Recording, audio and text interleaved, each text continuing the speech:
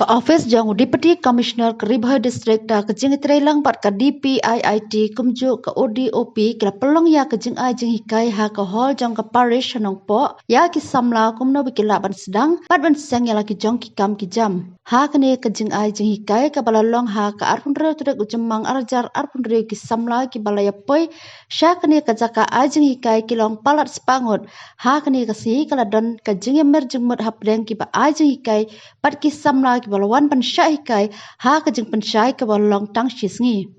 ha kene kejeng hikai ki balawan pan shimta ki long ru na ki to ki baladap ban sedang ya ki kam na jong pat kini barok ki bala shimta ki dei na Ribhai district ha ka barok ki lawan pan shimta ki la buru ya ki jingkeli pat ki la yoru ya ki jeng pensyai ha kene kasi ka estem marak ka badai ka MCS ka Ribhai district ka long ka kongsan ha ka jing dan lang jong SDO ka pathar kama subdivision bat ya kene kejeng hikai le tip kum ka Tejas. Today, the District Administration Nongpoh, in collaboration with DPIIT Government of India (ODOP),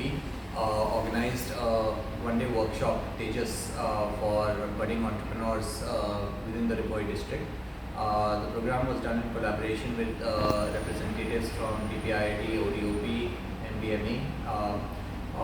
It is very heartening to share that more than 250 entrepreneurs turned up for this wonderful opportunity, which would serve as a milestone landmark in their journey of entrepreneurship, where they can learn how to best utilize the various schemes and benefits which are available under both the Government of India as well as Government of Meghalaya, particularly schemes like CM Elevate and other schemes like Prime. It was also heartening to see the success stories and the experiences shared by different entrepreneurs in Nongpoh, as well as heads of departments, and holding these budding entrepreneurs towards their journey, which would require different kind of administrative as well as financial support from the government.